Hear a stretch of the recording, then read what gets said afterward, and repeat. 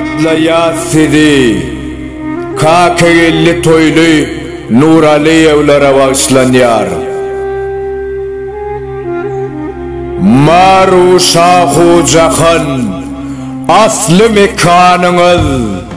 ne beyle İranlı acal canınız. Bütün Türkmen ilim çekip zarınız. Kakegilli toyluyum yadla sidi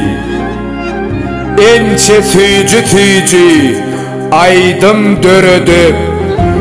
İnsanlığın kalbında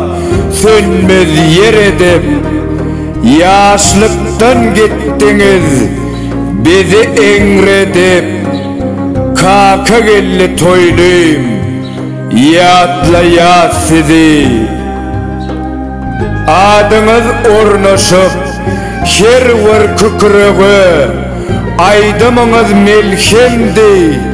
dertli yüreği Sınğıtta ıyız koyup singen toprağa Kakegilli toyluyum yadla sidi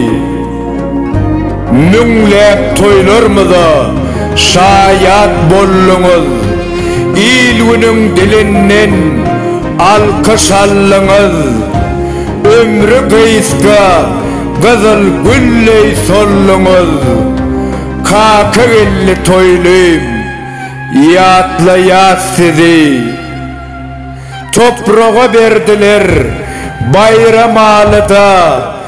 Caylanınız Hoca Yusuf Baba'da Yaz tutup her şehir her bir ovada Kakegilli toyluyum yadla sidi Allah'ım cennetinden bersin cayınız bersin ruhu şadlık hem imanınız Şafir Veys Aydar yakıp canımız Kakegilli toyluyum yadla sidi Şirin ovadlı bilbil sesli Kakegilli toylu Nurali evlar Allah can yatan yeriniz yavtı olsun Cayınız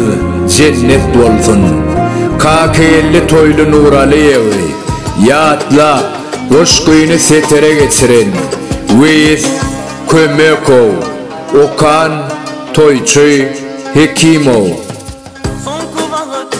mana bir gada bolyan, tuşup